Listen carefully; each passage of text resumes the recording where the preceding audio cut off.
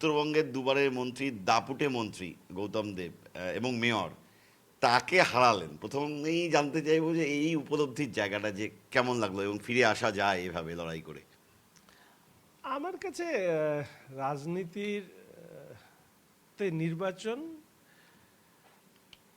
একটা কাজের মূল্যায়ন মাত্র। আহ, এখানে জয় যেরকম রয়েছে, পরাজয় সেরকম রয়েছে।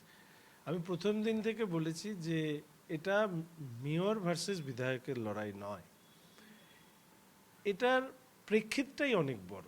এবং সেই প্রেক্ষিতে বারবার করে যে কথা বলেছি, আহ, প্রাক্তন মুখ্যমন্ত্রী যেভাবে পশ্চিমবঙ্গবাসীকে প্রায় হুমকি দিয়েছিলেন কি 1 মিনিটে 12টা বাজিয়ে দেওয়ার, আমার মূল এজেন্ডা কিন্তু সেটা ছিল। এবং তার পাশাপাশি স্বাভাবিকভাবে ডাবল ইঞ্জিনের সরকার, উন্নয়নের কাজ, সেটা ছিল। এই দুটো নিয়ে আমি লড়েছি।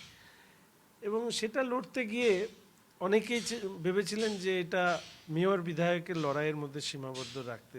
মেয়র সাহেব মনে হয় তিনি নিজেও সেটা চেয়েছিলেন, কিন্তু আমার প্রেক্ষিত ছিল আলাদা, যেখানে পশ্চিমবঙ্গের ভবিষ্যৎ প্রজন্মের সুরক্ষা এবং বাংলার হিতগৌরব ফিরিয়ে আনা, এই কথা দুটো আমি বারবার করে বলেছি। তুমি ফলে তুমি অনেকবার এগুলো বলছিলে।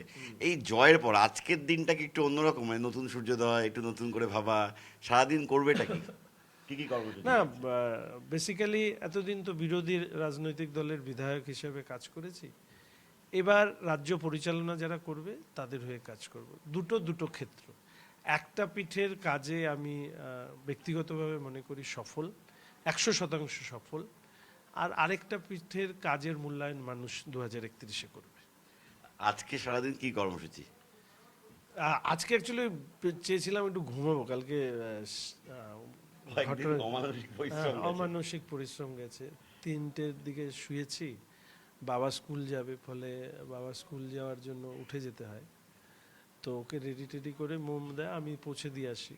ঘুম তো হলো না। না, তারপরে মানে যেটা হলো, সবাই বাড়িতে আসতে শুরু করলো, ফলে আর ঘুমের জায়গাটা থাকলো না। ঠিক আছে, রাজনীতির লোকদের কাছে ঘুমের থেকেও কাজ অনেক বেশি গুরুত্বপূর্ণ। গোটা রাজ্য এখন যেটা জানতে চাইছে মুখ্যমন্ত্রী কে হবেন। এর উত্তর দেওয়ার দায়িত্ব আমাদের পার্টির সেন্ট্রাল লিডারশিপ, আমাদের পার্লামেন্টারি বোর্ড ইত্যাদি আছেন, মাননীয় প্রধানমন্ত্রী, স্বরাষ্ট্রমন্ত্রী, নীতিন নবীন মহাশয়, তারা ঠিক করবেন। আমরা পার্টির সামান্য কার্যকর্তা, আমাদের কাজ পার্টি যে দায়িত্ব দেয় সেইটাকেই পালন করা, সেটাই পালন করি। এই জায়গায় জায়গায় বিক্ষিপ্তভাবে কিছু হিংসার খবর আসছে, কিভাবে সেটাকে আটকাবেন? ইতিমধ্যেই এই ব্যাপারে আমি ব্যক্তিগতভাবে বারবার করে বলেছি, রাজনৈতিক হিংসা কাম্য নয়। বিরোধীদের স্পেস থাকা দরকার, এবং তারা যাতে সুরক্ষিতভাবে মত প্রকাশ করতে পারে, সেটা শাসকের দলের দায়িত্ব। সেই দায়িত্ব আমরা পালন করব। এবং প্রশাসনকে ইতিমধ্যে বলা হয়েছে যে কোনো অবস্থাতেই এই ধরনের ঘটনা যাতে না ঘটে সেটা এনশিওর করতে। এবং আমাদের পার্টির পক্ষ থেকে রাজ্য সভাপতি শ্রমিক দা, শুভেন্দু দা প্রত্যেকেই ইতিমধ্যেই বলে দিয়েছে, এই ধরনের কোনো হিংসার ঘটনায় পার্টি কোনো অবস্থাতে এনরোস করবে না, পাশে দাঁড়াবে না, এবং আইন আইনের মতন চলবে। তবে এর মাঝে আমি বেশ কিছু খবর পেলাম, যারা সরকার পরিবর্তন হওয়ার পরে এই সময় অন্তত দলের সাথে সরাসরিভাবে যুক্ত নন, তাদের কেউ কেউ বিভিন্ন জায়গায় সমস্যা তৈরি করেছে।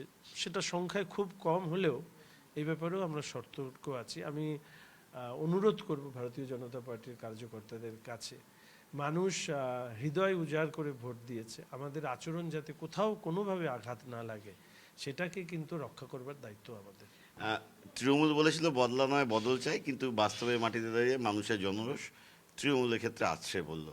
আপনারা কি কোনো ক্যাচ লাইন ভাবছেন, এই যে মানে মূল যে বিষয়বস্তুটা সরকার কিভাবে এগোবে, যে বদলা নয় বদল চাই বা মানসিকতায় বদল চাই? না, এই আমাদের মূল 3টে স্লোগান তো প্রথমেই দেওয়া হয়েছিল। বাঁচতে চাই বিজেপি তাই, পাল্টানো দরকার, চাই বিজেপির সরকার, এবং সর্বশেষে এই ভয় আতঙ্ক এই সমস্তটা নিয়ে মাননীয় প্রধানমন্ত্রীর যে ভয় আউট, ভরসা ইন, এই 3টে স্লোগান আমরা সামনে রেখেছিলাম। সরকার গঠন হওয়ার পরে আমাদের যে স্লোগান বিকশিত ভারত, বিকশিত পশ্চিমবঙ্গ, সেটাকে কার্যকরী করাটাই এই মুহূর্তে আমাদের দায়বদ্ধতা। শেষ প্রশ্ন, এই এই যে সরকারটা তৈরি হবে, এই সরকারটা কি একদম সাধারণ মানুষের সরকার হবে? মানে সরকার মানে কি, বড় বড় গাড়ি, প্রহরা, নিরাপত্তারক্ষী, সাই সাই করে গাড়িগুলো ছুটছে, সাধারণ মানুষ দেখছে নেতারা গাড়ি করে ঘুরে বেড়াচ্ছেন, সাধারণ মানুষ তার সামান্য কথাটুকু বলতে ওই নেতার কাছে পৌঁছাতে পারছে না, মন্ত্রীর কাছে পৌঁছাতে পারছে না, জনতাকে দূর করে দেওয়া হচ্ছে, একটা বিচ্ছিন্ন একটা জায়গা। সেই জায়গা থেকে দাঁড়িয়ে কী কী বদল আসতে পারে? এই সরকার কতটা মানুষ নিজেকে রিলেট করতে পারবেন যে আমিও সরকার, আমিও একজন সরকারের একটা পার্ট? দেখুন, নিজের ব্যক্তিগত যে রাজনৈতিক জীবন, সেখানে আমার একটা চলার ভঙ্গিমা আছে। আবার আমাদের রাজ্য সভাপতি শ্রমিক দা, তিনি একভাবে চলেন। আহ, এবার সামগ্রিকভাবে রাজনৈতিক দল হিসাবে মানসিকতাটা এরকমই থাকা দরকার। রাজনীতির ক্ষেত্রে পার্টি এবং জনগণ জল এবং মাছের সম্পর্ক। এবার মাছ যদি জলের বাইরে থাকে তাহলে টিকতে পারবে না। তো স্বাভাবিকভাবেই যে কোনো রাজনৈতিক দল, সরকারি রাজনৈতিক দলের ক্ষেত্রে আরও বেশি এটা মাথায় রাখা দরকার।